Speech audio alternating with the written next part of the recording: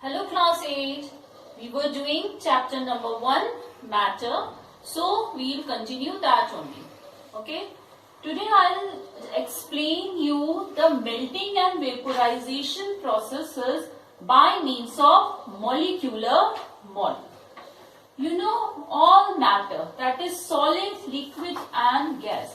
They are made up of tiny particles called molecules. Now last video you studied that in solids the molecules are compact. They are very close to each other. And the intermolecular spacing in solids is very less. But the intermolecular force of attraction is too much, very strong. So the solids exert a strong molecular forces of attraction among each other. But when we supply heat to a solid, then what happens? The molecules gain energy. The molecules gain kinetic energy and they move far apart. So the spacing between the molecules increase. The intermolecular spacing increase and they overcome the intermolecular force of attraction. So they can move far apart from each other, but still they lie within the boundary of the substance. That means the solid has been converted into liquid by supplying heat to it, and this process is called as melting. In the same way, when we supply heat to the liquid, now what happens? They gain further kinetic energy. They start moving violently. So they fly very far apart. They move far apart from each other and they break all the bonds between each other, that they overcome the intermolecular force of attraction between each other. So they can move on to whole space available to them. Now they are not limited within the boundary of the substance. They can leave the substance also. So this process is called as vaporization. One very important thing also I told you last time in the definitions of melting and vaporization, that it always takes place at a constant temperature. Whenever solid changes into liquid on supplying heat, then this conversion, this state of change of state always takes place at a constant temperature. At the time the temperature is not changing. So where is the energy going? The energy that time is not increasing the kinetic energy of the molecules, but it is used in overcoming the work against the forces of attraction among the molecules. The molecules attract each other. So to move them far apart, some work has to be done on the molecules. So this work done is stored in the molecules in the form of potential energy. And potential energy does not increases the temperature of the substance. So at that time the heat, and which heat is that? Latent heat. At that time the latent heat is utilized in increasing the potential energy of the molecules, increasing the spacing between the molecules, and the kinetic energy remains the same. So the temperature also remains the same. Same thing happens in the process of vaporization also. When a liquid changes into gas, then this occurs at a constant temperature. So at that time, the whole of the energy is supplied to increase the potential energy of the molecules, as the potential energy depends on the interspacing between the molecules. The spacing is changing, so the potential energy is increased, but the kinetic energy remains same at that time. So the temperature remains constant. Like ice changes into water at 0 degree Celsius. So at 0 degree Celsius, ice changes into water. Similarly, water changes into water vapor at 100 degrees Celsius. At this constant temperature, the conversion of water will take place into water vapor.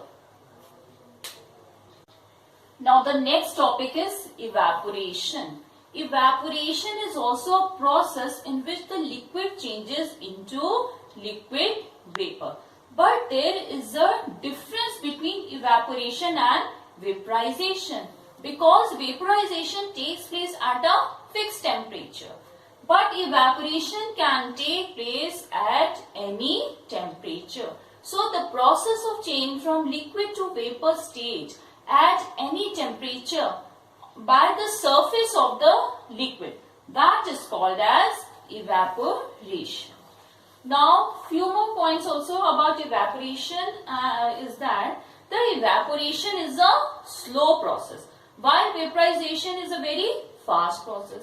Evaporation takes place only from the surface of the liquid, while the vaporization or boiling takes place from the whole volume of the liquid. Next is that evaporation produces a cooling effect, but boiling does not produces a cooling effect. Like, suppose you take a little drop of spirit on your palm. So what happens when the spirit will turn into vapor? We will feel a cooling effect on our palm, because the liquid, when it is changing into vapor state, it needs heat and it is absorbing the heat from our palm. So we feel cool in that case. Now, rate of evaporation. The factors on which the rate of evaporation depends are temperature of the liquid, area of the exposed surface, nature of the liquid, flow of air above the liquid, and presence of moisture or humidity. So first point is, how does the rate of evaporation depends on the temperature of the liquid. More the temperature, more will be the rate of evaporation. Like on hot summer's days, the wet clothes dry much quickly as compared to cold weather. This is because as the temperature increases, the rate of evaporation also increases. Second point is that area of the exposed surface. Suppose you take a cloth and you fold it and you keep it in the sun. And one another cloth, you are opening it, you are spreading it. So in which case the rate of evaporation will be more? In which case the cloth will be dried earlier? When you are spreading the cloth. So when you are spreading the cloth, the surface area increases. The area of the exposed surface increases. That means the rate of evaporation also increases. So it dries faster as compared to a folded cloth. Now the third factor is the nature of the liquid. Some liquids are volatile. Volatile means they have very low boiling point. They turn into vapor at very low temperature. For example, alcohol, spirit, ether, they have very low boiling points. That is why they are kept in closed bottles. Now, next factor is the flow of air above the liquid. How do you cool down your cup of milk? By blowing air over it. So what happens when you are blowing air over the cup of the milk? The rate of evaporation increases.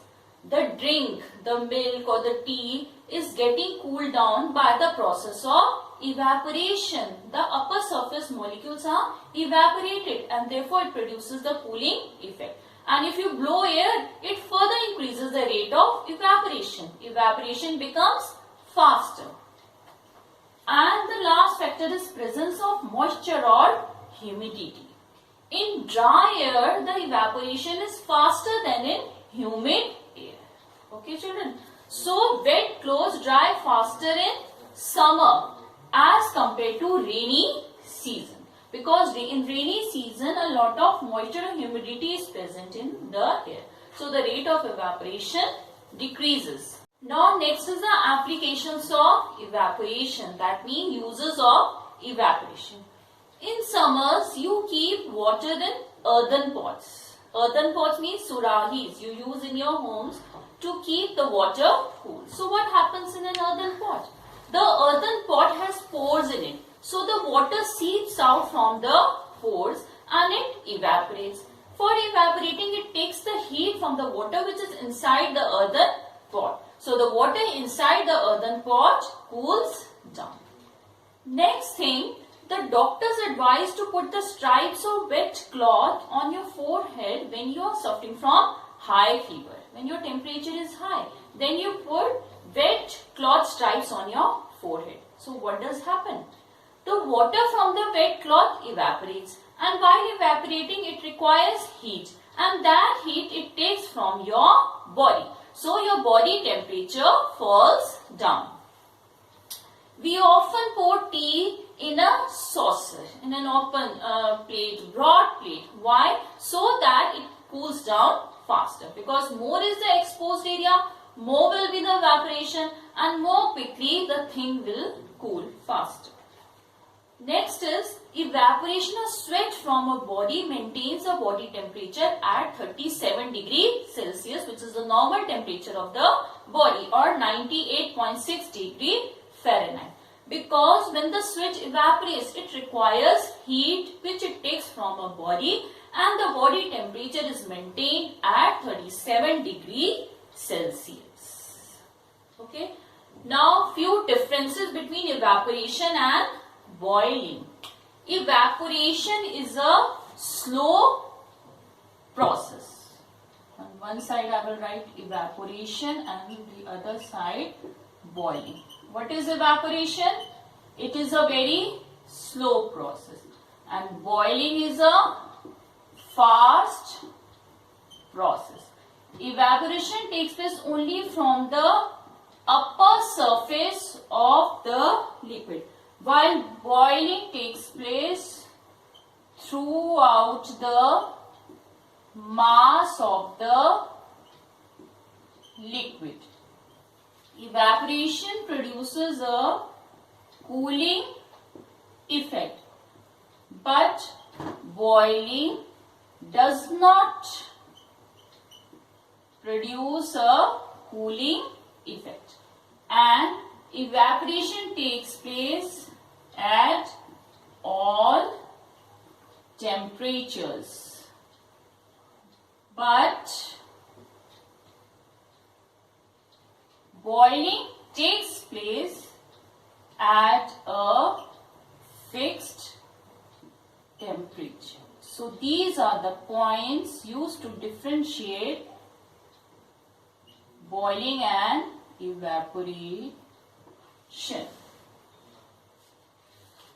Now the next topic is sublimation and deposition or solidification, and I've already told you the definitions of these two topics. What is sublimation? Sublimation is a process in which a solid directly changes into the vapor state without first changing into liquid, and by absorption of heat. And the reverse process is called deposition or solidification. Means solidification is a process in which a vapor directly changes into the solid state with the emission of heat at a constant temperature. For example, ammonium chloride, iodine, camphor, naphthalene, these all are examples of sublimation. They directly change from the solid to the vapor state. Carbon dioxide gas, when cooled, it converts directly into solid carbon dioxide, which is called dry ice. So dry ice is an example of solidification or deposition.